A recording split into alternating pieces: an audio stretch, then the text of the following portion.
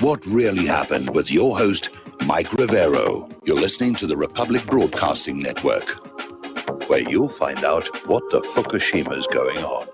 Welcome to our show today. It is Wednesday, December 23rd, 2020, middle of the weekday, hump day, starting that long, slow glide. Well, basically down to Christmas as it's upon us here. And a little bit of a program note here. This is the last live broadcast of this week because Republic Broadcasting is giving our heavily overworked staff Christmas Eve and Christmas Day off here. And of course, they definitely deserve it. And because this is our last day of this week, the lovely lady Claire will be joining us in hour number 2 with her unique perspective on the world. So Mike is in our control room, twiddling the dials, keeping us out of trouble. We're going to do news until the bottom of the hour. Then we're going to open up the phone lines.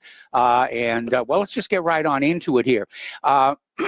If you will recall, we had a lot of phone calls yesterday, not to mention emails, that were basically looking at this $600 stimulus payment going out to all Americans with a great deal of disdain. It's not going to cover most people's rent for the 1 month.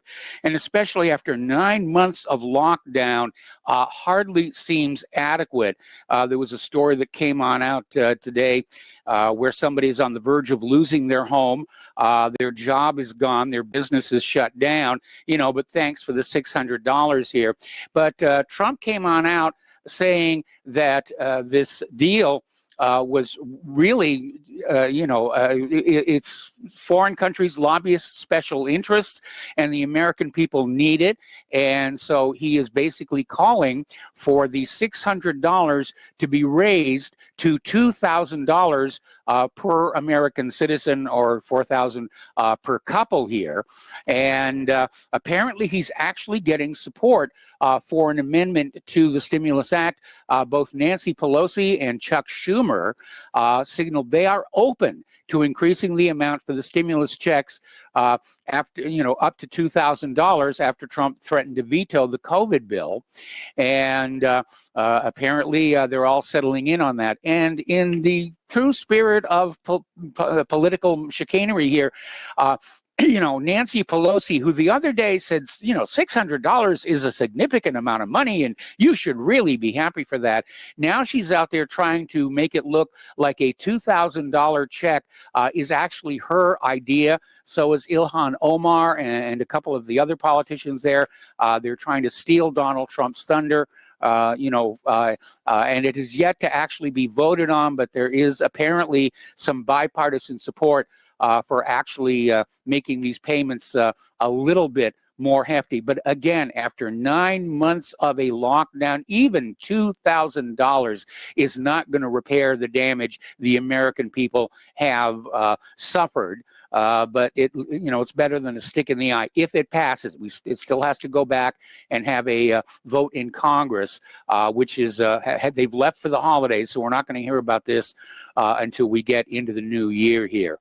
One of the interesting things, there's a lot of junk in the COVID-19 relief bill, completely unrelated to COVID-19, and one of the ones that has attracted a lot of ire, there's a provision in the COVID-19 relief bill to make illegally streaming copyrighted material a federal crime carrying up to 10 years in prison. Now, I'm against copyright piracy, being a producer and working in the industry myself, but I think 10 years is a little bit harsh, and it's not entirely sure, to what videos other than those from major motion picture studios this will be applied to. Apparently, another law that got passed in one of these bundles here is going to make memes illegal. Now, a meme is where somebody will take a picture from the internet, from a newspaper or something, they'll add comments to it to make it humorous, and then they'll repost it. That apparently is going to be subject to a fine if you do that. So everybody needs to learn how to draw their own cartoons in order to get around that one. Now, getting into the election fraud story, there's a lot of stuff happening right now. Rudy Giuliani was on Steve Bannon's War Room and basically said that Arizona lawmakers are going to attempt to certify Trump as the winner of that state. And they're hoping to do it in the next 2 days to basically get that out there. Now, the White House put out a memo talking about how Mike Pence could save Trump's presidency basically today, but we're hearing that Pence kind of backed off from this. But there is a language in both the United States Code and the Constitution that requires the vice president to reject unlawful electoral college certificates. But again, Pence appears to have sort of walked away from that. Trump is understandably angry, as are all Americans who demand fair and honest elections here. Now, down in Georgia, they are starting the signature audit of the entire election. And yesterday, Senator Lindsey Graham said he was briefed about how Georgia's mail-in ballot signature verification is going to go and has described it as a credible process. And he looks forward to hearing the results. I hope they have a lot of observers there because the corruption and fraud is continuing down there heading into the Senate runoffs here. Story coming on out from Your Destination Now, bringing out more details on how Georgia reported different numbers of absentee ballots for days after the election. And the numbers kept growing and growing and growing, ultimately adding thousands of ballots to Joe Biden here. And so they just went down this list of, at this point, they reported this many absentee ballots, then the next time it was more, then the next time it was more, and the next time it was more, all after the deadline for new ballots to be acceptable here. Apparently, the Georgia Senate is considering a bill to decertify Georgia's electors. And we don't know how that's going to go. It hasn't happened yet, but they're apparently getting ready to try that. Now, a little side note, a little bit of irony, if you will, here. Gabriel Sterling, the voting system implementation manager for Georgia's Secretary of State, scoffed at Trump's claims of election fraud. It apparently turned out some woman used his home address to illegally vote. And he found out after he received a flyer from a national voting rights organization, Fair Fight, that notified a voter named Moran Fisher to pick up an absentee ballot and make sure that it was turned in. Okay, now apparently up in Wisconsin, a judge has ruled over 200,000 Biden votes are illegitimate. They cannot be counted. And now the question is, will Wisconsin Republicans reassign the current electoral college votes to Trump? So the fight is still going on even as we get into the Christmas holiday. And folks, you know, we do need to strive to keep all of this as civilized as possible. And it really concerns me some of the lengths people are going to try and get their way. Apparently, a New Hampshire woman has been arrested by the FBI for sending pictures of a mutilated female body and threatening the family of a Michigan election official who refused to certify the results for Joe Biden. And apparently, Caitlin Jones, she's 23 years old, is accused of calling Wayne County Chairwoman Monica Palmer a racist, rhymes with Stitch, and a terrorist after she refused to confirm 878,000 votes from Michigan's largest county. So it's really getting ugly out there. Getting on out to Arizona again, their GOP electors file a motion to intervene in Maricopa County over questions of election fraud there. This is not going to go away anytime soon.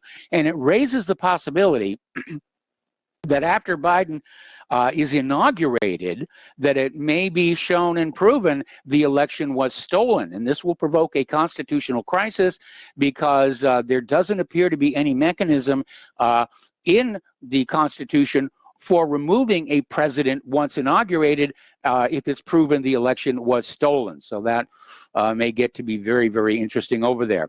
Also in Arizona, the president of the Senate and chairman of the state Senate's Judiciary Committee has filed a lawsuit asking the Maricopa County Superior Court to enforce subpoenas that sought ballot tabulation equipment and voting records from the county election officials. Remember, they issued the subpoenas and Maricopa said, no, we're not going to comply.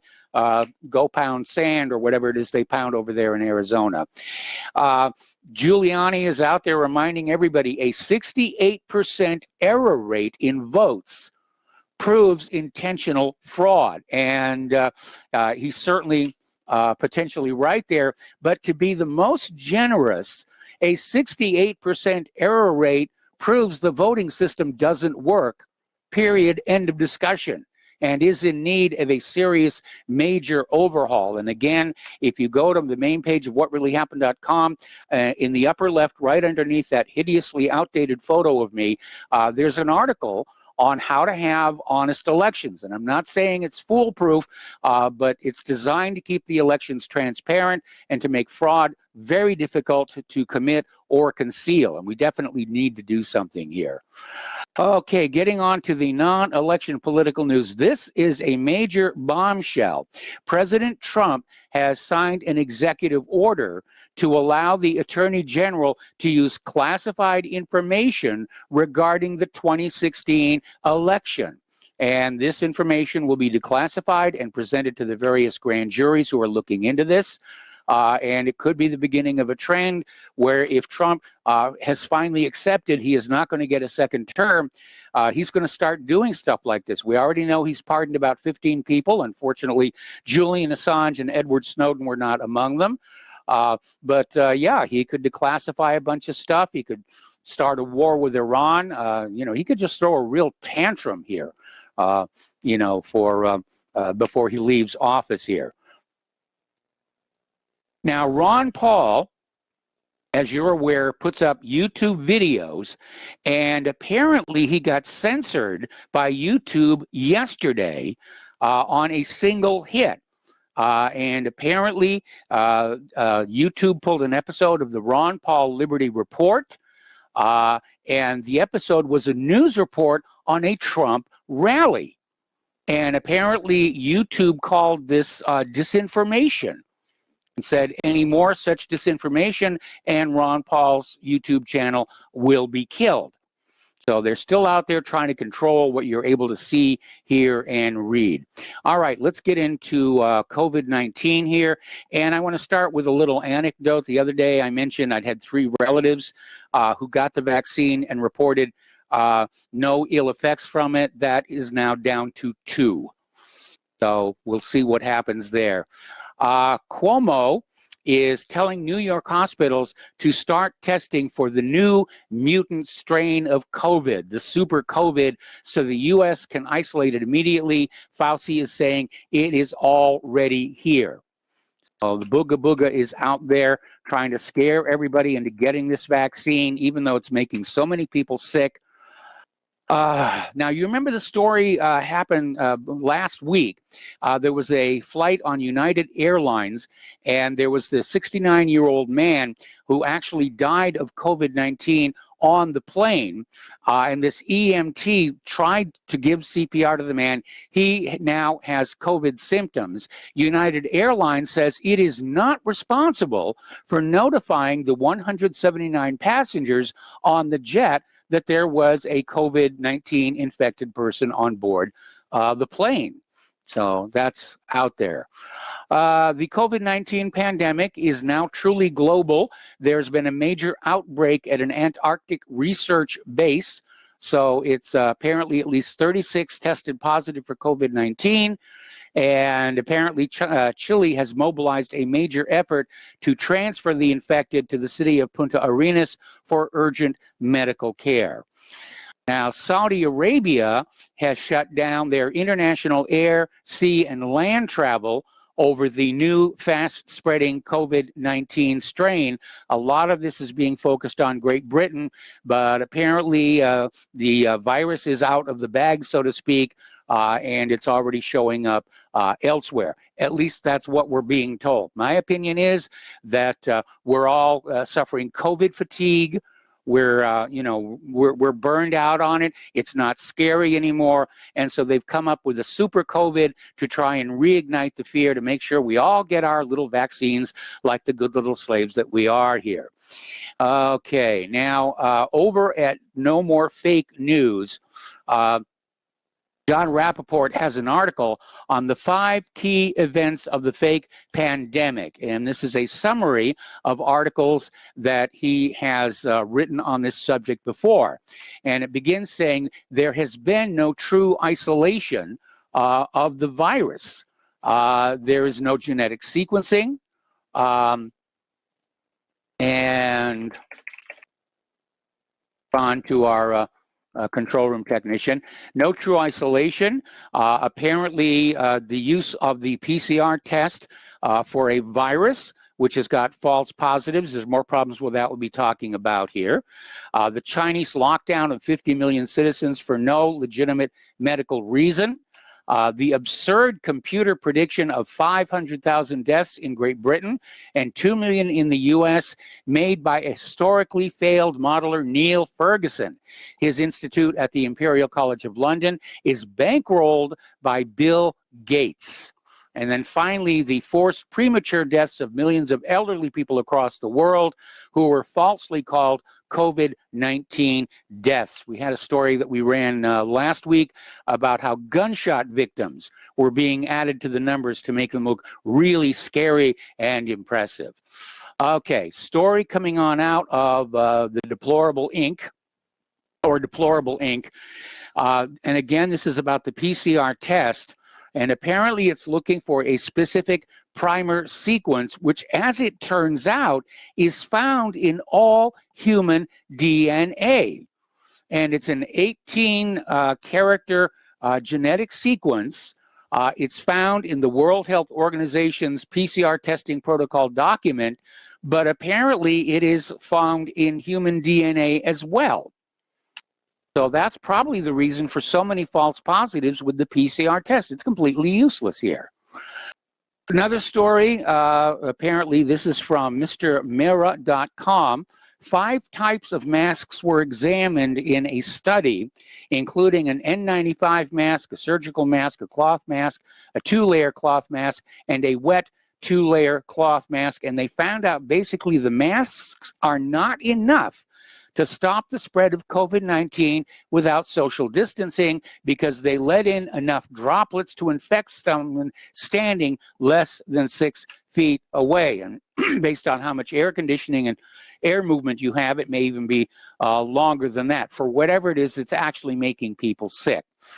Pfizer has come out with yet another warning regarding their vaccine. They're telling women to avoid pregnancy for 2 months. They are admitting the fertility impacts of the vaccine are still unknown. And basically, they're saying pregnancy should be excluded before vaccination. So it's out there. And over in Great Britain, they're also saying they have no idea if this vaccine is going to affect fertility at all. The FDA is investigating allergic reactions to Pfizer COVID vaccine. Apparently, more healthcare workers have been hospitalized from that. This is nasty, nasty stuff.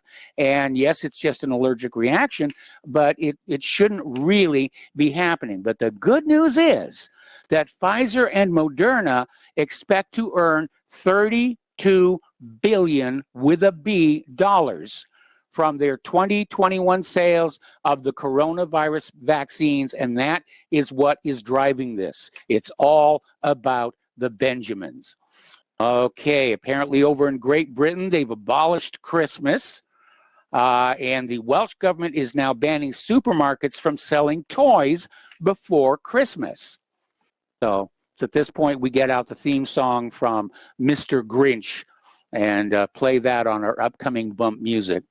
All right, we're coming up here on a commercial break here, and we're going to probably open the phone lines at the bottom of the hour. So stay tuned, and we'll be right back. There's a little shout out to the government of Great Britain, which has managed to kill Christmas for all the children and the adults. And that story about over in Wales, where they're telling the supermarkets they can't even sell toys between now and Christmas. That's really heartbreaking. You know, for most people, this is the holiday of the year. Anyway, a quick little reminder that Republic Broadcasting Network is located somewhere inside a perpetual fundraising drive, and we really do need your help going into 2021 because this fight over the election is definitely not over, and we need your help. That's about as simple as I can put it.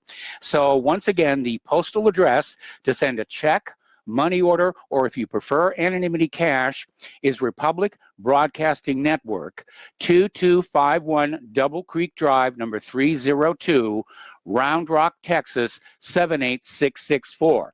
The phone number where you can make a credit or debit card donation is 800-724-2719, extension 3. And of course, all of this contact information is located at republicbroadcasting.org. So thank you very much for your help. Getting on back to the impact of COVID-19, following the announcement of this super COVID in Great Britain, a lot of the European countries closed their borders.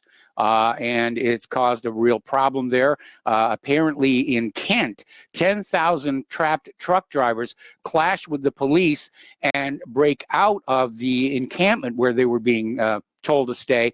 They block the roads and demand to be let across the channel after the government admits it'll take days to administer the 30-minute COVID test to get them home.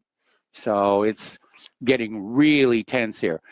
People are starting to call this a health dictatorship.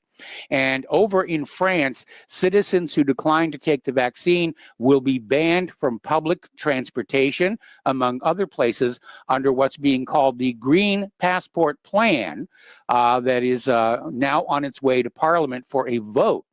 And apparently this bill has the support of Prime Minister Jean Castex cabinet. And the bill proposes to deny access to transport or to some locations, as well as certain activities to those unable to prove they received a preventative treatment for COVID-19, including a vaccine, or can produce a negative virus screening. The problem with that is you have to keep getting the screenings over and over again because they're not current. You could get tested and be exposed the very, very next day. But again, this is part of the coercion to get everybody to stick that needle in their arm. And again, with so much of this tangled up with Bill Gates, who openly advocates sterilizing people with vaccines, you know, you have to wonder, you know, what's really in that shot, because it really isn't a COVID preventative. They've admitted it. You can have the vaccine, you can still get COVID, you can still pass it on. The only thing they're promising the vaccine will do is reduce the symptoms, which for most people are manageable anyway. Getting to the international news, the Trump administration has sanctioned the wife of the Syrian president and his family over the Syrian civil war.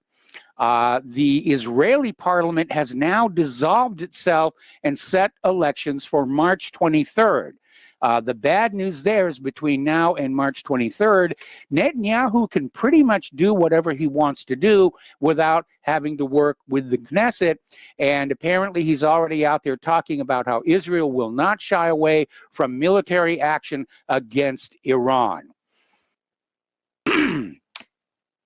A U.S. naval armada and 2,500 Marines are off the coast of Somalia to cover the troop withdrawal from there. And so the Macon Island Amphibious Ready Group, carrying members of the 15th Marine Expeditionary Unit, arrived Monday off Somalia to back up Operation Octave Quartz, which is getting our troops out of Somalia. Okay, now getting on back to the National Defense Authorization Act, and you're really going to love this one.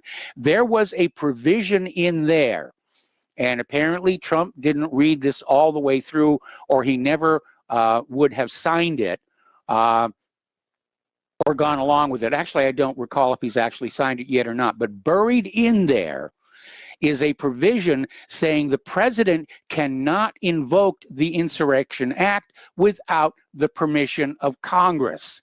And of course, this hamstrings Donald Trump because it is from within Congress that the insurrection has sprung with all of this election fraud and blocking the courts and everything else. Getting on to the economic news here, this next lockdown will definitely result in the second greatest depression since 1929, and frankly, I would not be surprised if it turned out to even be worse than 1929. And it's harming so many people, and we're seeing it even around here where people are living on farms. They're just struggling, absolutely struggling. Okay, we got to take another break for commercial. We're going to go ahead and open the phone lines, area code 512-248-8252, and we'll be right back. Welcome back to our show here. I've got one more story I want to share with you before we hit the phone lines, which are loading up right now. And this is a story that is coming from the Express in Great Britain, and it's basically claiming that Pope Francis is going to resign before the end of the year, basically following the resignation of Pope Benedict XVI, which was very controversial. And when Pope Benedict stepped down, it was the first resignation of a pope in more than 500 years. But apparently a source close to Pope Francis claimed he would only serve for 7 years, then follow in the footsteps of his predecessor. So we'll see what's going to happen with that. Okay, we're going to go on over to the phone lines. I'm going to start with Wally in Austin. Hello, Wally. Welcome to the show. What's on your mind? Hi, good afternoon, Mike. I need your opinion on something. I value it. I've got my favorites that I listen to. Let's say you're right there at the top. I listen to you more than anybody else. Well, I have for years. Here's the deal. I've also listened to Catherine Austin Fitz anytime she came out with anything, because she appears to be highly intelligent, and I've been interested very much in what she's had to say, except for what I heard today. Okay. And that is concerning martial law. She was advising Trump not to do that because the deep state, once he did that, the deep state could come in and take our guns and also other things like our bank accounts, whatever. The deep state could do that.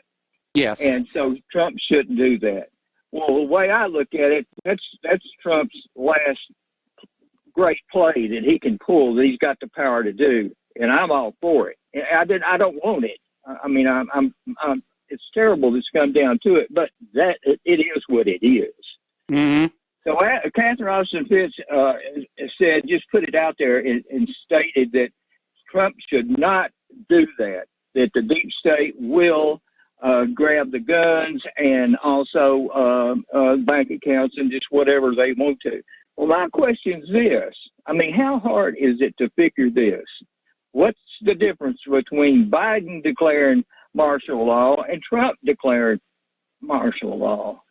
Well, it all depends on who the military supports, because anytime you have a forceful change of government, it all comes down to which wannabe leader the military is going to back up. And Trump is very, very popular with the military. I don't know how popular Biden is. I don't want to see martial law declared either. But you're right, Trump, if the military backs him up, he could definitely get away with it.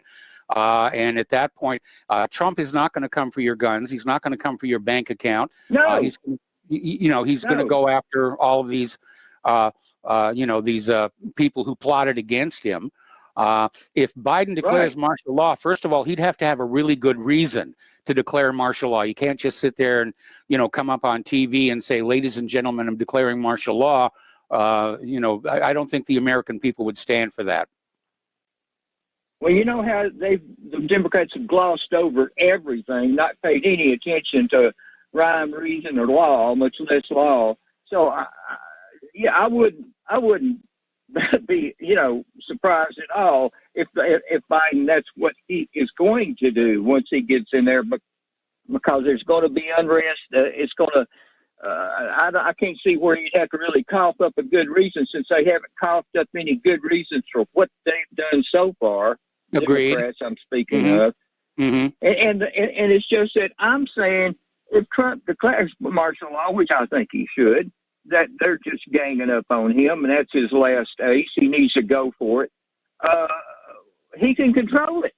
That's my point. And so that means that Catherine Austin Fitts is full of it. I mean, she is not being honest. I mean, she's smart enough to know. She's extremely smart. But to come out with that and say, oh, no, Trump should never do that. They're going to grab the guns as soon as the deep state, quote, the deep state will grab your guns, grab our guns, and, our bank accounts, and just, control.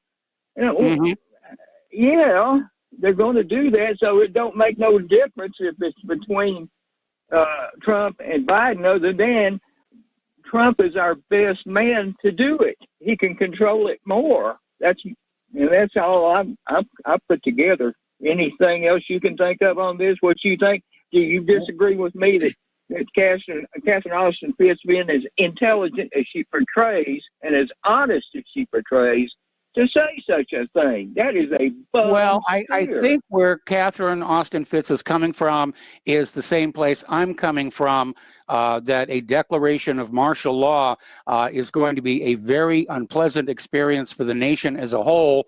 And, while I'm willing to concede its possibility, I'm not eager to see it happen by any stretch of the imagination. And I think that's where she's coming from, is she doesn't want to see it. Well, she said that Biden was left totally out of the equation. Boom, that's the first thing I thought of. Those crooked, backstabbing Democrats, and the head Democrat there. They'll do whatever they can to us. It's going to be Katie bar the door. So I'd rather have Trump do it and control the situation as much as possible.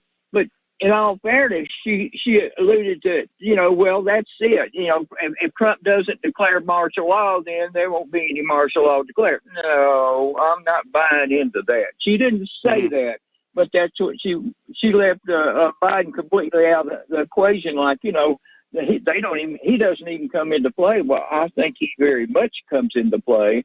And I'd rather Trump have control of the situation, at least to some degree. And they have what's called a partial martial law.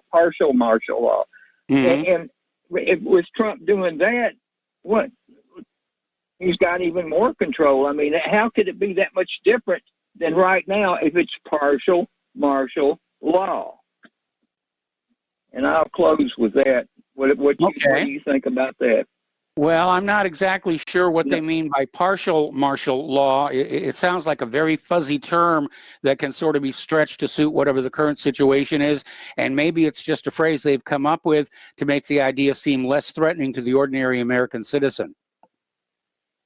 Well, I've heard it out of Flynn. I've heard it out of Flynn, the term, and several other people, prominent people, on the internet, on the Patriot internet. And I agree with you. Yeah, they can make whatever they want to. But again, the people that I've listened to that said that, I would trust much more than what is out there, the Democratic Party. So, I'm trying to, I follow this thing, and I pore over it. And I've got my fingers on the pulse as much as I possibly can have. And wow, we'll know here in a few days or a few weeks. Yeah, it's definitely a crisis time. What can I tell you? I mean, and it's an ugly situation. When I was a kid, I never dreamt that I would live to see the United States of America in this kind of chaos and turmoil and corruption. Well, in civics class in the military, at a military academy when I was in senior in high school, you know, you just never, you know, it seems like it's far removed to think something like this could happen. But we've had foes that's worked diligently on making it happen. It just didn't happen. They've worked. Don't you agree? They've worked hard at getting it, you know, putting us in this position. But I believe we're going to come out. I'm not on a bummer trip. But when I hear somebody that is not totally honest, that deals in half-truths or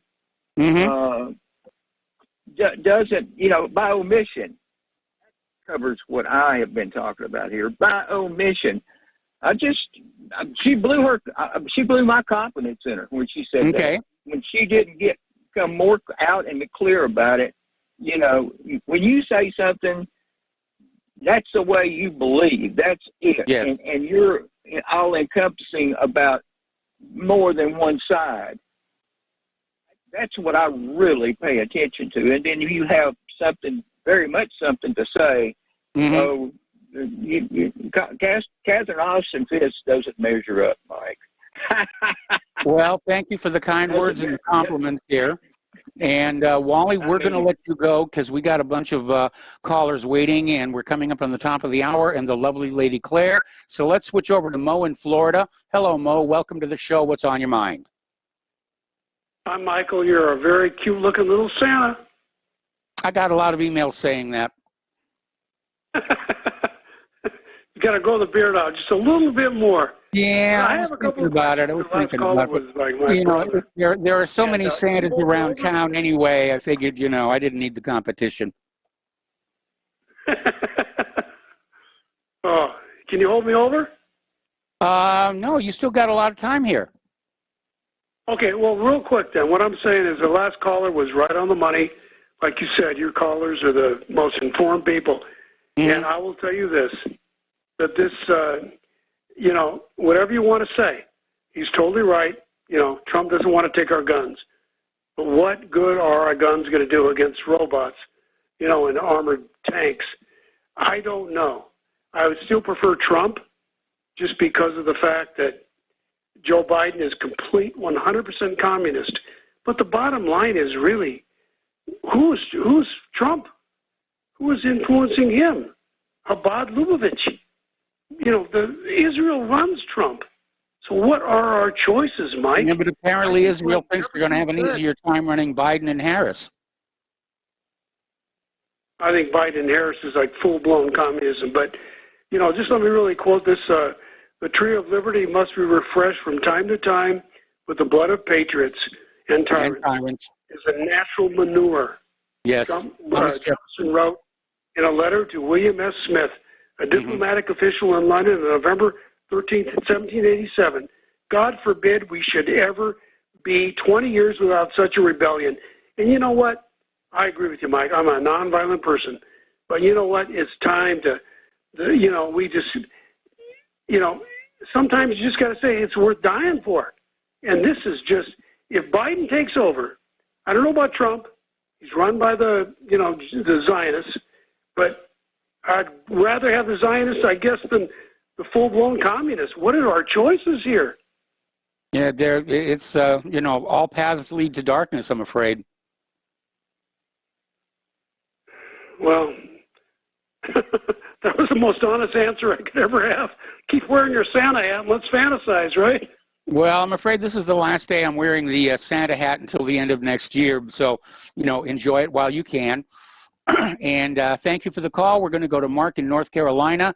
Hello, Mark. Welcome to the show. What's on your mind? Hey, Mike. Is this your last day till New Year's? No, we'll be back here on Monday, Tuesday, and Wednesday of next week. Okay. Anyway, I just want to say I've been listening to InfoWars earlier. I listened to Pete Santilli earlier in that, and they had that guy from was it Overstock.com? Yes. I believe his name is. I'm not sure what his name is, but anyway,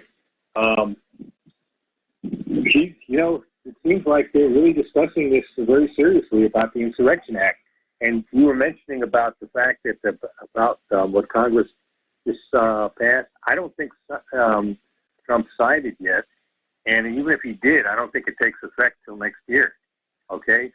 Yes. And as far as the other thing that he vetoed today, the COVID bill, that's good. I mean, I really got to give Trump credit.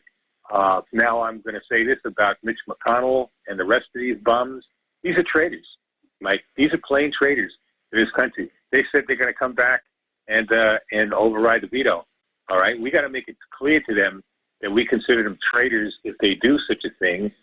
They're selling out to other countries. It's not that, where this money is going to other countries.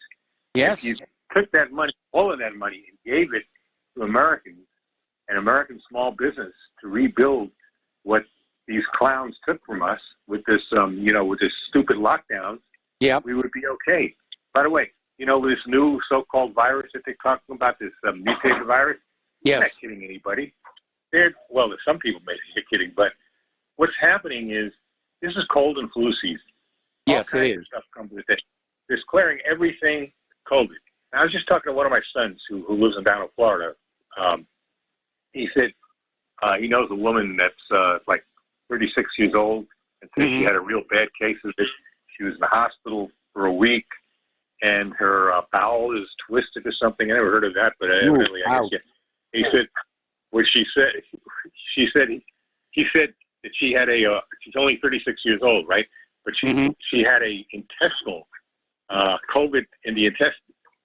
See, what she probably had is some kind of food poisoning or some kind of intestinal virus, okay, which does go around sometimes. Yeah. I've had intestinal virus. I don't know if you know what I mean? Usually with me, it lasts like a day or so.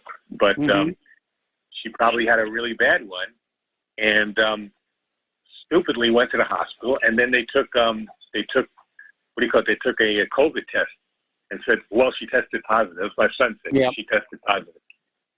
Who is trying to kid? That doesn't mean anything. She probably had it probably was made worse by her going to the hospital. My friend down in Texas who did get COVID or something like whatever it is, he knew better than to go to the hospital. Neither did his mother. His 75-year-old mother didn't go to the hospital either. And they cured it at home. They cured it by themselves at home. The old-fashioned, hot soup, vitamin C, vitamin D, and some kind of Z-Pack or whatever you call it that you buy. I think you can buy over the counter. I'm not sure, but this is what they're doing. They're trying to scare everybody. Now they come up with this new thing. Now it's possible people are getting really bad reactions now because they're in stupid masks. Imagine having to wear those things for hours and hours a day and breathing in your own waste, and it goes into your lungs, like I said back in the 1919 flu, and it gets to be pneumonia. Okay, bacterial pneumonia. Now it shouldn't be as bad as it was in 1918 because we do have antibiotics now for bacterial infections. So it shouldn't be as bad, which I don't think they have antibiotics. Well, that's it. Anyway, Merry Christmas, Mike, all right? All right, Merry Christmas to you. We're going to take another break for commercials. We've got more callers waiting on the line, and we'll be right back. Welcome back to our show. We're going to go back to the phones to Tom in Florida. Hello, Tom. Welcome to the show. What's on your mind? Tom, are you there? Okay, I guess not. So let's switch over to Kevin in West Virginia. Hello, Kevin. Welcome to the show. What's on your mind? Hello, Mr. Mike, and Merry Christmas to you and Miss Claire. Thank you. I have to go back. I called in because I wanted to talk about the COVID spending bill, and I wanted to talk about the NDAA. You guys have been talking about really. Could you move your mouth a little closer to the microphone? We're having trouble hearing you. Is that better?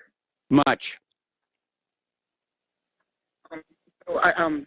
Conversations that you were having with the previous callers. I would just want to remind everybody, we're already under UN martial law. We're already under martial law. It's a weird form of it, but we're already under it. If Donald Trump would actually declare, enact the Insurrection Act and put us under a form of martial law, that would counter the martial law that's already in place, or kind of like the national, invoking a national emergency. We're having an insurrection. Mm-hmm. Here's what the Insurrection Act was. It's a takeover of our government. It is a foreign takeover by multinational corporations, by the Chinese, by all of these other people. Mm-hmm. And I don't want to see it, but we're already under it. I think he needs to go after these people, go after the coup plotters, stop playing Mm-hmm. defense, and actually go on the offense. It's time to stand up. It's time to, I hate to say it, but to grow a backbone and stand up for this country. It's time. I mean, the time of peace, I think it's over. I really do. I'm hearing that from so many places right now, and it's starting to feel like it's inevitable. Anyway, Kevin, I'm going to let you go. Thank you for the phone call. Merry Christmas, and we're going to go back to Tom in Florida. Hello, Tom. Welcome to the show. What's on your mind? Yeah, hello, Michael. Can you hear me now? I can hear you now. Hello? Yeah, Yes, and you're on listen, the air. Merry Christmas to you, Kevin, and good to hear you calling in, and that was a great call by Kevin. Really great call. Now, listen, Michael, here's what I got to say. I got to say this. That guy Marcos from Alabama, gave a great patriotic speech yesterday. I listened to it. Awesome. The man is absolutely right. He was 100% right. And I give him accolades for putting me in the ringer with that because, listen, Mike, our country's being overrun by illegal immigration. They're trying to give these illegals $1,800 checks and $600 for American citizens who pay these taxes. Yes. It's heresy by these filthy billionaires like the Koch brothers. Tom, you keep coming in with exactly the same speech, and I've already told you I'm in agreement that illegal immigration is a major, major problem. I don't agree that it's the biggest problem facing our country. Right now, I think the rigged elections are a far larger problem. I mean, there are hundreds of problems with this country right now, political, economic, immigration, and, but we're going to have to pick the targets that we can go after. Anyway, Tom, I got to let you go. We got to take a break for station identification. We'll be back with the lovely Lady Claire after these few words. And welcome back to our show, hour number 2. The phone lines are closed for the moment. And for those of you watching on YouTube, this gorgeous creature sitting next to me is the lovely Lady Claire. And Claire, what's the first thing you want to talk about? Well, the first thing I want to talk about is the COVID-19 jab. Mm-hmm. And apparently, and they didn't see this coming, hospital workers are actually turning down the COVID-19 vaccine. Mm-hmm. And there's just too much mistrust, apparently. Yes. Now, we're seeing this phenomenon at places like Howard University Hospital in D.C. And you've got a lot of people who have major reservations about taking the COVID-19 vaccine. And their CEO, Anita Jenkins, is working like crazy to get workers to follow her lead by getting vaccinated, according to CNN. Mm-hmm. Now, ironically enough, this particular hospital is a major healthcare provider for the Black community. And it received 725 doses of the Pfizer vaccine 15 December and expects to receive a second shipment this week. But as of December 18th, and these numbers staggered me, only about 600 of the hospital's 1,900 employees had signed up for the shots, according to Kaiser Health News. Now, you're finding this also in conjunction with Black pastors who are refusing to push the COVID vaccine and seem to be feeling a lot of reluctance about turning their congregants into guinea pigs. And so it's not only high-ranking Catholics aren't the only member of the clergy sounding alarm. Now, there were about 12 Black pastors interviewed by Reuters recently and saying that they're not going to push the new vaccines for the virus, citing concerns over the rapid development and lack of evidence for or against potential long-term effects. Yes. And I think these gentlemen, and whichever ladies were interviewed, are absolutely right to say, let's wait, let's see. And for example, Bishop Elijah Hankerson III, founder and senior pastor at Life Center International Church of God in Christ, has made the observation, we're concerned about it being tested on persons of color. And now this is another gentleman, A.R. Bernard, the deacon of a Brooklyn megachurch, who declined a major healthcare organization's invitation to sit on a committee aimed at boosting vaccine acceptance within the Black community in New York City. Yes. Now, Bernard the guy had it, okay? Pastor Bernard was hospitalized with the virus in March, and he says he wants to wait and see until more information emerges on the vaccine side effect. Now, Bernard leads the Christian Cultural Center, which is the largest church in the city, and he said that he turned down the offer because he worried that some members of his congregation could view his participation in this as joining forces with the system to use African Americans as guinea pigs for vaccines that have been developed in record time. And I think the guy's right.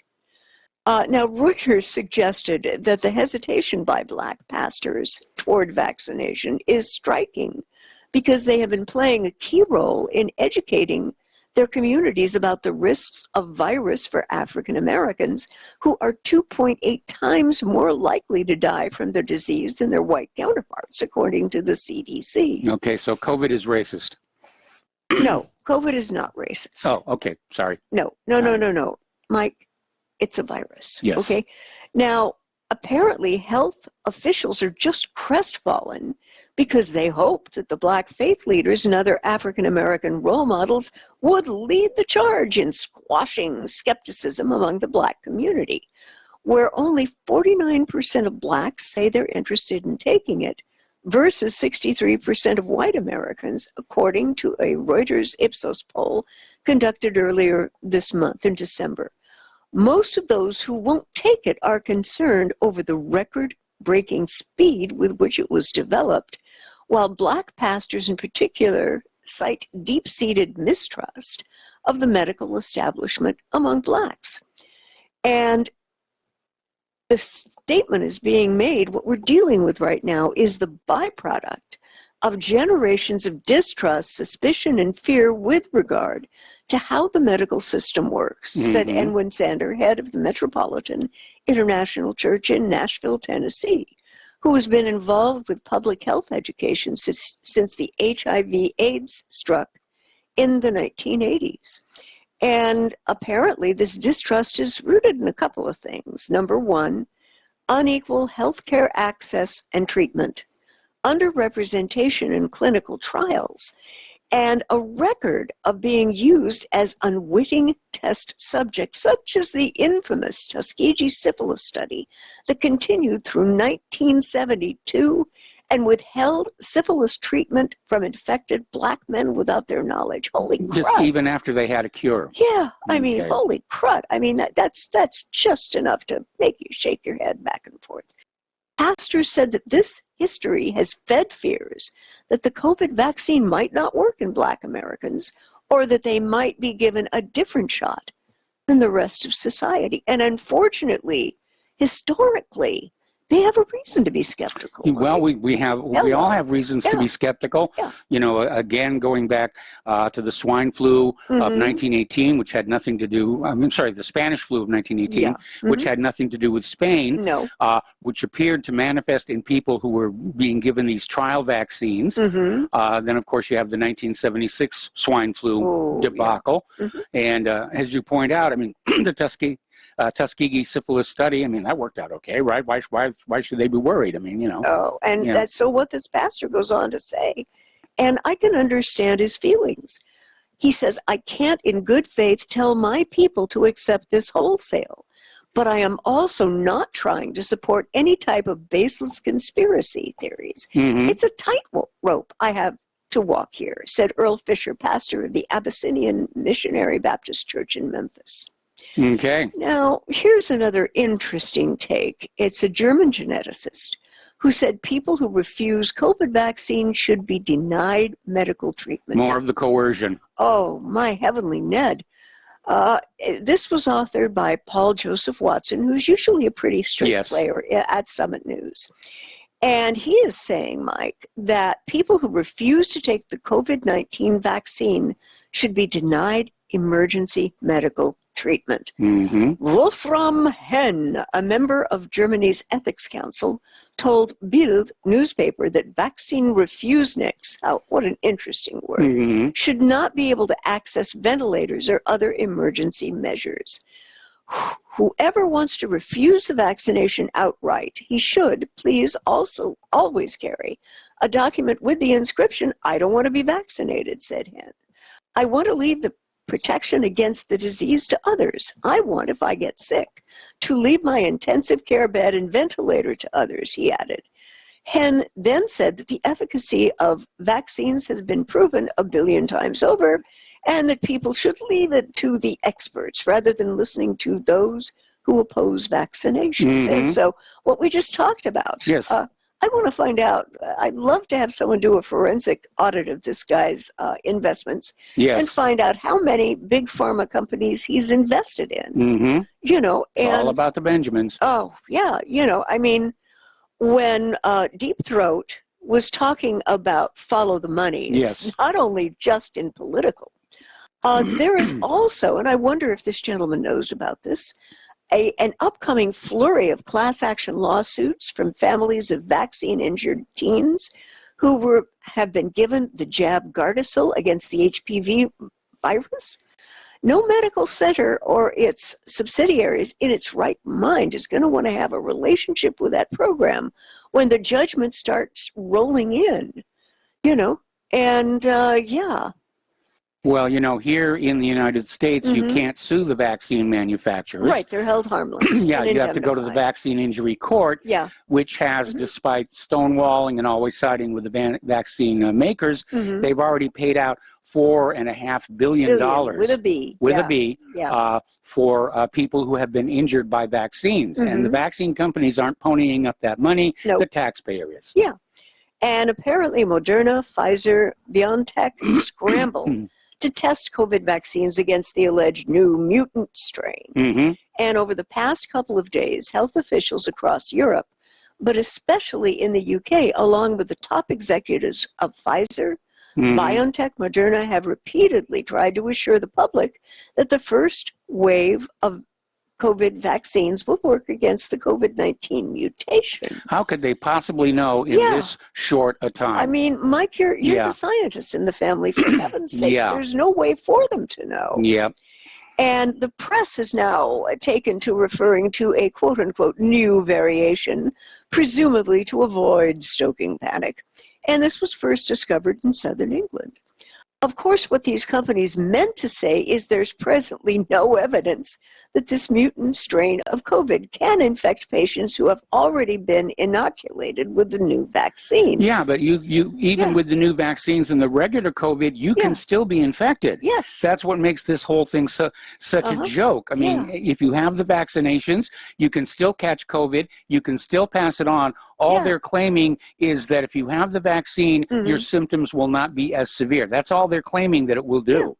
Now, what Pfizer is doing is it says it's generating data by taking blood from people who have already been inoculated, throwing it in a test tube, and testing to see if the blood may be able to neutralize the new strain from the UK to the network. Moderna, on the other hand, said only that it will be performing additional tests in the coming weeks to confirm this. So they have not had enough time to actually make a statement about this. Okay. Now, you know, both companies insist their vaccines have proven effective against other variants.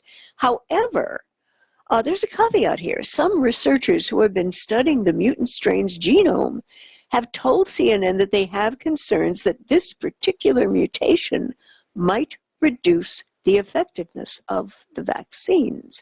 That's not to say it will render the vaccine completely useless, but boy, Mike, right now, food for thought. Definitely. Yeah. And in an interview with the FT, BioNTech CEO Ugur Sahin proclaimed that should the vaccine prove ineffective, his company's mRNA mRNA platform could simply whip up a modified vaccine, easy peasy. Mm-hmm. And he's stating the beauty of the messenger mRNA technology is that we can directly start to engineer a vaccine that completely mimics this new mutation, and we could manufacture a new vaccine within 6 weeks. But he said that will take roughly 2 weeks to determine whether the vaccine is effective against the new variant or not. And, but how it works apparently is pretty straightforward. In principle, what we would do would be to change the insert of the vaccine and replace a virus variant with another variant without touching the platform. But Mike, I think you're absolutely right. There is no way in HE double hockey sticks. No. These guys are going to be able to tell. It's going to take time. Yeah, we covered this one about Antarctica. Yes. Okay. All right. Alrighty. And, all right, to go on to the next. Apparently, Russia is now calling U.S. efforts to kill the Nord Stream 2 pipeline hybrid warfare. Mm-hmm. This comes to us from Tetsvana Parakova via oilprice.com. Very interesting place to read. Very interesting blog. And apparently the U.S. is widening sanctions on the Russia-led natural gas pipeline Nord Stream 2. And apparently this is what's been said by Vladimir Putin's press secretary, Dmitry Peskov, on Monday. This is indeed a this is indeed a variant of hybrid warfare, as it is used as a hybrid war by the United States, Peskov said, as carried by Russian news agency TASS, when he was asked about if the Kremlin agreed with a previous statement by Russian businessman Oleg Deripaska that the sanctions were hybrid warfare. And so what the press guy said was, let's take the sanctions against Nord Stream. It is a pure hybrid war that goes on like a war accompanied by unfair competition, TASS quoted Peskov as saying on Monday. The U.S. is continuing to try to kill the project by slapping sanctions on anyone or any company helping the pipeline in any way. Someone manufactures Kleenex for the engineer who's got to blow his nose. They're being sanctioned. Yeah, it is. And the U.S. sanctions have delayed offshore construction works as the United States looks to thwart the completion of the pipeline by broadening the scope of sanctions against service providers and those funding vessels involved in the construction of Nord Stream 2, and including the project as a target of even more sanctions in the U.S. defense bill. However, work off the coast of Germany, the end point of the pipeline, has resumed earlier this month, with the pipeline laying vessel Fortuna laying a 2.6 kilometer, that's 1.6 miles section of pipe. And potential new U.S. sanctions on Russia because of recent cyber attacks, as well as plunging oil prices because of the fear of a new coronavirus strain, sent the Russian ruble to its steepest drop since March this year. Additionally, the ruble got further hammered by the growing risk aversion toward emerging market currencies and other assets on the market on Monday. Now, on Monday, oil prices dropped by 3.5%. That's pretty steep for a day. That's a pretty heavy shock for a single day. Yeah, over the new virus strain in the UK, which prompted many European countries to suspend all flights from the UK, and I can understand why they were concerned. They're basically responding to the fear mongering that's going on in the corporate media. Yeah. And I want to back up on this whole Russian cyber attack and remind everybody that there has been absolutely no evidence forthcoming that Russia had anything to do with the hack on SolarWinds. There's no evidence, considering that SolarWinds was sort of the backbone for the Dominion election systems, which weren't supposed to be on the internet at all, but were discovered to have been plugged in. Yeah. I think it's more likely that somebody that was rigging the election is who got in that back door at SolarWinds. That sounds like it could be very, very, very logical. Yep. Another thing that comes to us also from Zero Hedge, the top owners of America's president-elect Joe Biden. When I was a lot younger, I never looked at American elections as though they were just a commodity, like a hog belly. Mm-hmm. But apparently those hog bellies can be bought by the highest bidder. We have the finest government money can buy. Yeah, okay. Some of the top owners of America's President-elect Joe Biden are entirely secret because a corrupt U.S. Supreme Court in the infamous 2010 Citizens United case encouraged not only corruption, but in corruption that's entirely secret or dark money. Top contributors, federal election data for Joe Biden 2020 cycle totals, subsidiaries and affiliates. First, we have Bloomberg LP, Michael Bloomberg, 56 million and change. Future Forward America, largely Dustin Moskowitz, 29 million and change. Priorities US Action, Hillary backers, 25 million in change. Asana, Moskowitz and Rosenstein, 21 millions. 1630 Fund, Dark Money Fund, 19 million. Democracy PAC, and none other than George Soros here, 19 million. Senate Majority PAC, Democratic Billionaires, 12 million. American Bridge 21st Century, largely Soros, 10 million.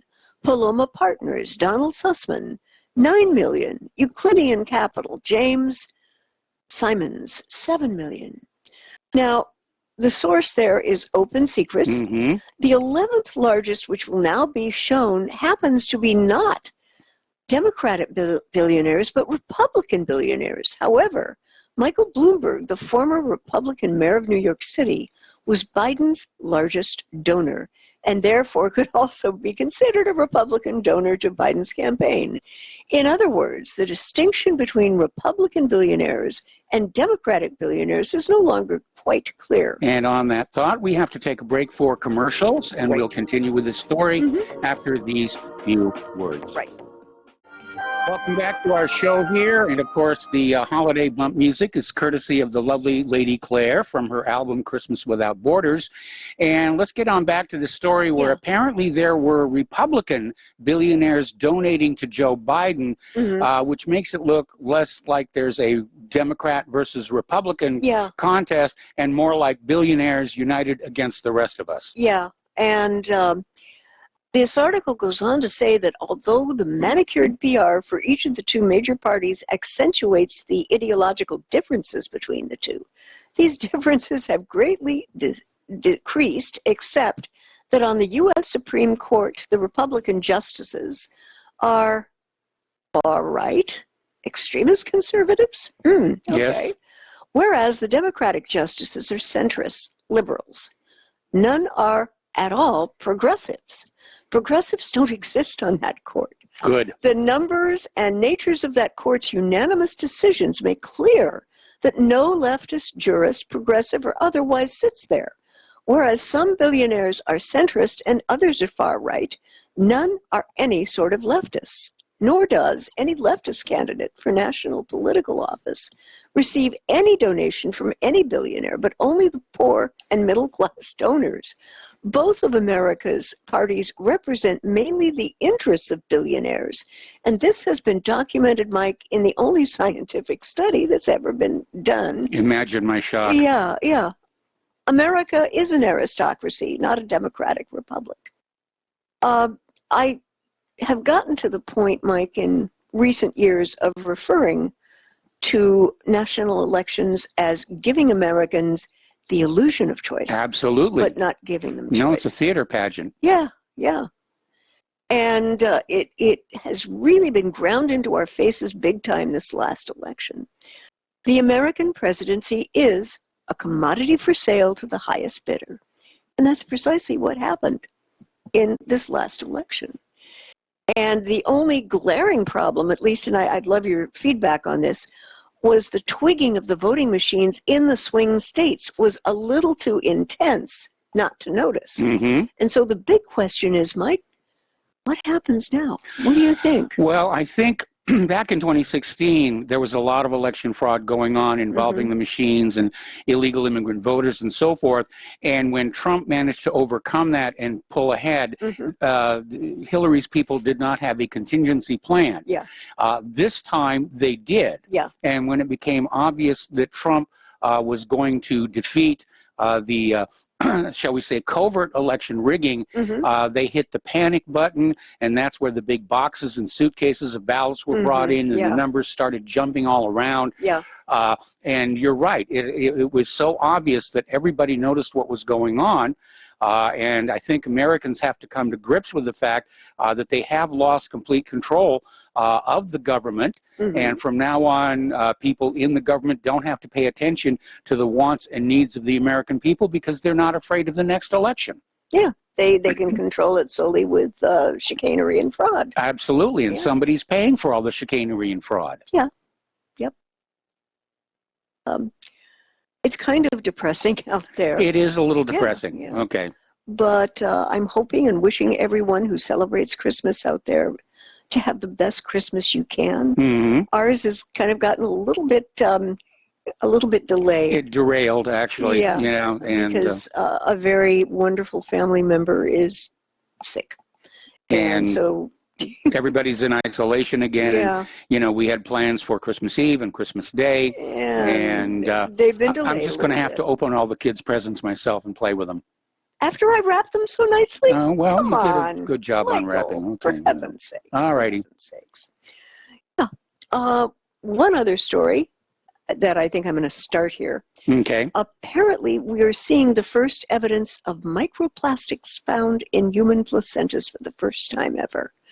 Microplastic particles were detected in the placentas of unborn babies, according to researchers who warned that these potentially harmful plastic particles is a matter of great concern. It obviously would be. Yeah, the study published in the journal Environmental International entitled Plasticenta, First Evidence of Microplastics Found in Human Placenta. They were found in 4 placentas of women who had pregnancies and births. Now, the researchers noticed that the microplastics were found on both the fetal and maternal sides of the placenta and in the membrane within, which the fetus develops. Okay. Now, a dozen plastic particles were found in the 4 placentas, mostly 10 microns in size, meaning that they were small enough to travel through the bloodstream and were analyzed to have come originally from packaging, paints, or polymers and personal care products. In total, 12 microplastic fragments ranging from 5 to 10 nanometer inside. Yeah, with spheric or irregular shapes were found in 4 placentas, 5 in the fetal side, 4 on the maternal side, and 3 in the chorioamniotic membranes. All microplastic particles were characterized in terms of morphology and chemical composition. Okay, we got to take another break here for a commercial. Let's go ahead and open up the phone line. Okay. Area code 512-248-8252. Welcome back to our show here. Callers are already on the line. Let's start with Peter in Los Angeles. Hello, Peter. Welcome to the show. What's on your mind? Hey, Mike.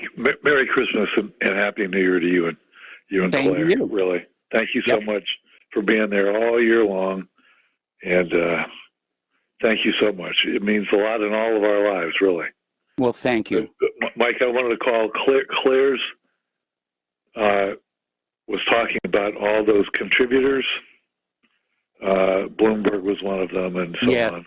Interesting about Bloomberg, who, of course, had his whole political career, and he ran for president, if you remember, as a Republican. But just like the neocons, they go with the tribe. The tribe says go with Biden, they go with Biden.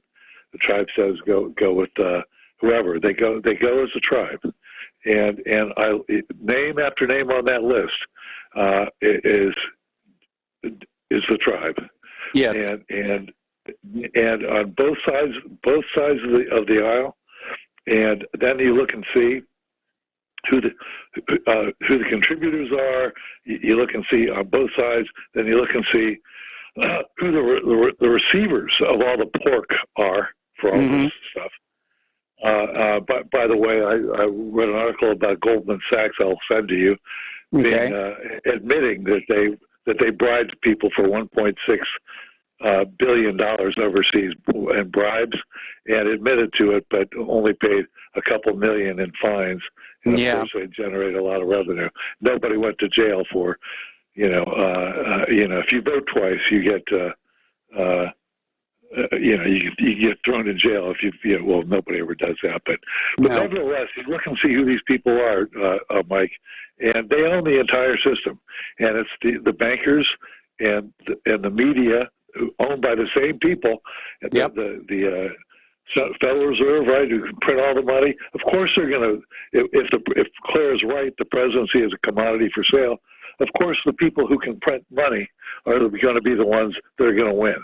And just like they've taken control of almost every publicly held company, and through COVID and BlackRock, their company in Vanguard, all creatures of the Federal Reserve, and it goes on and on. They totally own us. And then one more thing. Then you look at the impeachment, Yes. and see what happens in the impeachment. See Nadler and Schumer and Rosenstein and on every single one of the witnesses, by the way.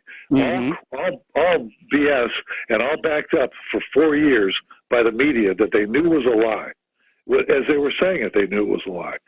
All those people owned by the tribe as well. And then you get an idea of just how completely owned we are. All the media, all the banks, the government, of course, as just illustrated. We are serfs in our own country. Yes. And that's the real lesson here. Yeah. So, Absolutely. We're tenants on the land our forefathers conquered. Yep. I'm worried. I'm going to buy a lot of earth tones for Christmas. I'm going to Okay. get into the surf dressing mode here. Okay. But at any rate, Merry Christmas, guys. Have a great year. Have a great All right. Thank you. Thank you very much. Merry Christmas and Happy New Year to you. We're going to switch over to James in Vancouver. Hello, James. Welcome to the show. What's on your mind? Yeah, I wish you both a very Merry Christmas, Happy New Year. Thank you. I wanted to again compliment Claire on her music, and I was wondering if she has any Hungarian favorites as composers. I have a Hungarian background, so. I would say that would have to be Franz Liszt, because he had some of that background as well. Sorry? Yeah. Franz Liszt is what you said. I missed that. What's that? Franz Liszt. Oh, yeah, Liszt, of course. Yes. Yes. Well, again, all the best, and, we'll talk soon. Thanks Yes, again. we will. Thank you very much. Merry Christmas. We're going to switch over to Joe in California. Hello, Joe. Welcome to the show. What's on your mind today? Hello, Mike, and hello, Claire. And Howdy. I want to wish you both a very Merry Christmas. Mike, first, I think Peter from Los Angeles needs to dial back his anti-Italian rhetoric. Just kidding. Peter is fantastic. Here is my ticket, my Patriot ticket for 2024. Peter from Los Angeles and Michael Rivero. A perfect ticket. Mike, I think you're putting too much emphasis on this asymptomatic carriers of this COVID. Mm-hmm. There was a major study that was presented by Dr. Mercola on his website about a few weeks ago that China did, testing 10 million people who were asymptomatic carriers, and basically they found that there was little to no transmission from these asymptomatic carriers because their viral load, as it's called, is very light. Too light, in fact, too weak to transmit this COVID. So I think that needs to be stressed. I don't think you stress that enough. So well, I stress the fact that the number of supposed asymptomatic patients may in fact be a result of the false positives coming out of the PCR test, and that they're asymptomatic because they don't have an illness. Oh, and just a quick question to Claire. Do you actually play the harp? Yes, I do. Hilton. You do? Okay, because according to your friend in Tokyo who sends you the love letters, he keeps referring to you as the angel playing harp. Yeah, but if you've never seen the movie The Bishop's Wife with Cary Grant, David Niven, and Loretta Young, there's a great scene with the harp at the end of the movie. Okay. And it's on tomorrow on TCM at 5 o'clock West Coast time. All right. Well, we'll set up the DVR to record that. I've seen it years ago. I don't know if you have. All right. Fantastic movie. Fantastic movie. So thank you both. Thank you for all that you do, and Merry Christmas and a happy and healthy New Year. Well, thank you very much. Merry Christmas to you. And we're going to switch over to Kelly in Austin. Hello, Kelly. Welcome to the show. What's on your mind? Hey, the mention of Franz Liszt makes me think of Listomania starring Roger Daltrey. That was a stream of consciousness moment. That was definitely, yes. Yeah. Listen, I've told you this before, but there's no reconciliation with the left now. I think the two sides in this country are at such odds with each other that any hope of reconciliation is out the window. If Trump succeeds here, and I'm pretty sure he will, I hope we see the restoration of something like the House Un-American Affairs Committee. Yes. We have got to purge this country of leftist, period. And really, even if it means having something like an American equivalent of the Night of the Long Knives, to knock the lungs and mess up. No, that's kind of crossing a line there. I mean, I think, we ought to be doing something about the militant leftists. These people are traitors. They will do everything they can to bring this country down, and if it means dragging them off to concentration camps, sending them off to getting them out of the way, that's what we're going to have to do. There's no you can't live with them. Period. We can't. They've made it very, very clear. I mean, there are leftists out there now saying that everybody who supported Trump ought to be in concentration camps. Right. Well, at a minimum, I think we need to have a restoration of something like HUAC, the House Un-American Affairs Committee. We allowed communists to slip into the government back in the 40s and 50s, and look at where we are right now. Joseph McCarthy, for as maligned as he is, of course, I've heard leftists claim where he was involved with HUAC. I have to remind them that McCarthy was in the Senate, not the House. Yep. But as maligned as McCarthy was, he was right. He was dead on. He just handled it badly from a public relations point of view. Well, he did. But the other thing is, we were all looking for communist infiltration in the government, and to an extent, we were looking in the wrong direction because it was Israeli infiltration of our government we should have been looking out for. Oh, that too. Yeah. Yeah. I mean, in my opinion, the Israelis, frankly, know better than commies. Anyway, please move on to someone else. I've said what I've had to say, but I really think that we really need to look at stuff like restoring HUAC to root these SOBs out. Well, thanks, Mike. That's a definite maybe here. I still think that if Trump does pull this off, I'm going to be, pounding on the door of the White House saying, fix this election system now so that we don't have to go through this ever again. So, Kelly, Merry Christmas. Thank you for the call. And we're going to move to Joe in Nome. Hello, Joe. Welcome to the show. What's on your mind today? Apollo 8. Okay. They were the first ones to circumnavigate the moon. Yes. Do you remember when they got back into radio contact, what the transmission was? They read from the book of Genesis, as I recall.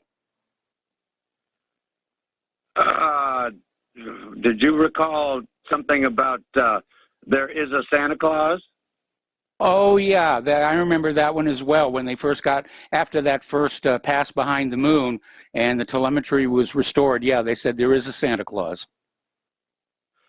Okay.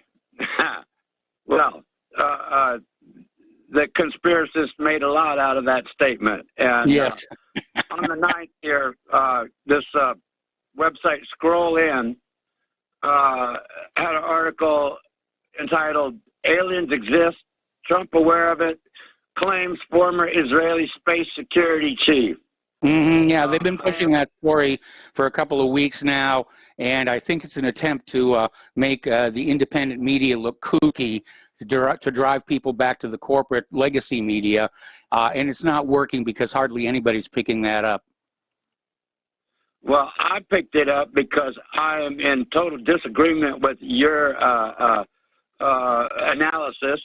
Okay.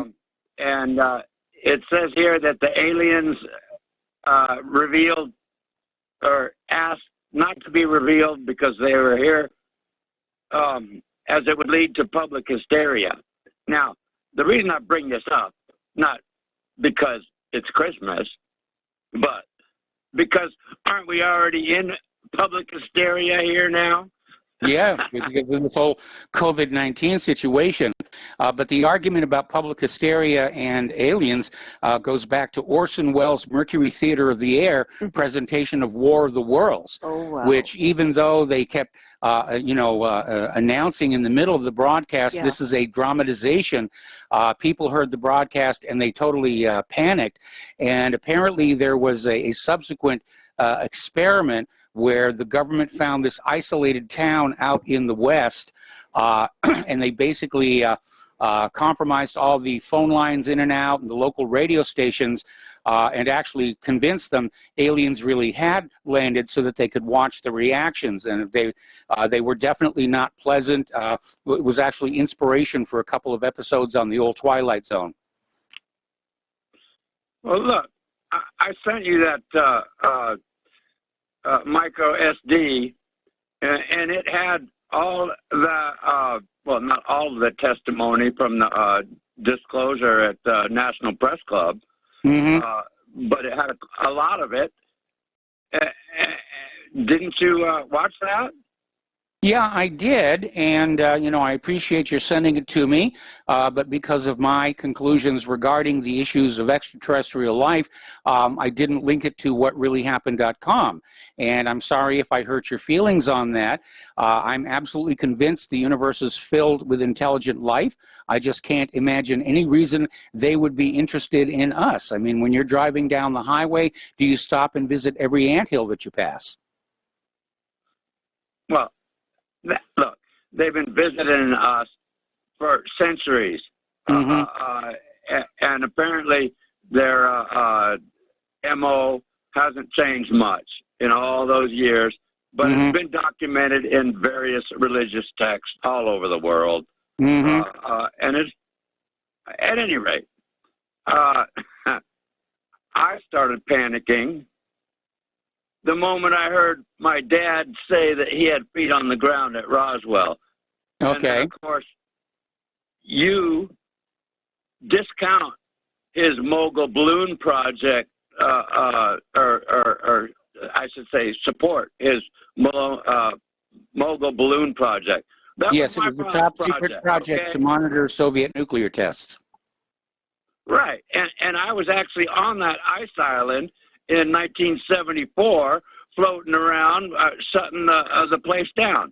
Now, you can call me a kook, a conspiracist, and I don't want to ruin your show. But, okay. We're already in a fucking panic. Oh, sorry. Yep, got to watch the language on this radio. Panic already. So okay. I just thought I'd bring that up. Okay, well, thank you for bringing that up here. But given the energy requirements for interstellar travel, it's, why would they bother? What do we have that could possibly be interest to aliens? And one of the things that always annoys me about science fiction movies, and this includes Close Encounters of the Third Kind, why are the aliens always walking around totally naked in an alien ecosystem? It just doesn't really make any sense at all. I mean, just like humans have to wear suits to walk around on the moon, and we'll probably have to do the same thing to walk around on Mars. Every planet is a different ecosystem, and life evolves there to be comfortable in that environment. And it doesn't mean that they can fly in a spaceship to another planet and walk outside in street clothes and not immediately explode into flame. So it's one of the issues you need to think about we always like to think of extraterrestrial life and planets as coming from Earth-like worlds, but there's probably a lot of life on worlds that are very hostile compared to the Earth, where we could not survive there, and they cannot survive here. As far as wanting anything, I mean, there are mountains of gold out in the Oort cloud and the asteroid belt, same thing with fresh water.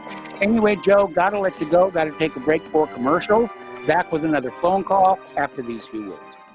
Welcome back to our show here, last segment of our program on this final broadcast before Christmas. And we're going to go back to the phones to Marco in Alabama. Hello, Marco. Welcome to the show. What's on your mind today? Good evening, Michael. First and foremost, I wanted to apologize to you because after, listening to the show, it made for bad radio yesterday. And I know a lot of times you are patient with the callers and that you just let them speak. And this is something that we totally value with you because it's a hurting time. It's a tense time. And I just wanted you to know, dude, that I appreciate you. Well, thank you. Thank you very much. I appreciate that. And, you never get enough credit, for the things that you do for all of us. However, I am just, wanting to bear some good Christmas cheer news. Patriots, get to D.C. now. Trump needs us to occupy the White House, the Supreme Court, the National Mall of D.C. The spending bill that Congress created was meant to ensure the New World Order Great Reset to happen. The lockdowns, the medical tyranny, the doctors bought and paid for going with the COVID hoax, the shock troops, Antifa, BLM, the commies, get them all on board to take down America. Come dressed like the enemy. This is our Boston Tea Party moment. However you can get there, Patriots. We must occupy D.C. now before January 6th. Trump can't wait. And all good Christmas hosts, come bearing gifts. 2A. Spread this message if you believe in justice. Echo, echo, echo. We must defend our president. Trump won. It's on. Get to D.C. This is your calling. If you're hearing this message, you are the resistance. Okay, well, that's, definitely to the point here. Anything else you want to add before we let you go? Okay, I guess he hung up. All righty, well, we're almost to the end of the show. Claire, you have a sort of Christmas message to share with our listeners? Yes, I do. 2020 in so many ways has been difficult beyond our ability to describe it. It's just been very, very difficult. And as we approach Christmas, I'd like everyone to be just a little kinder to themselves and each other around them. Even that person at the dinner table that's sometimes very hard to take, and yes. Also be kind. We all have one of those. At least one, and be kind to yourselves. Do something that's going to restore, renew, get you feeling a little bit better about life, however that shakes out. And here is to a very much better 2021 coming our way, I hope. Could hardly be any worse. Yeah. Could hardly be any worse. If you have family and friends around and you're able to, just keep them close in a loving and kind way. And I think that is what Christmas to me is all about. It's about being kind, reflecting kindness, and taking it in. Well, whatever Christmas may mean to you, have a merry one, a safe one. Yes. And again, there are going to be replays tomorrow and Friday while our overworked RBN staff get a little break. We'll be back next Monday. Stay tuned for John Stedmiller. I'm sure he's got lots of interesting things to share with you. Please spread the word of Republic Broadcasting. Spread the word of whatreallyhappened.com. Please donate. We'll be back on Monday. And have a merry, merry Christmas.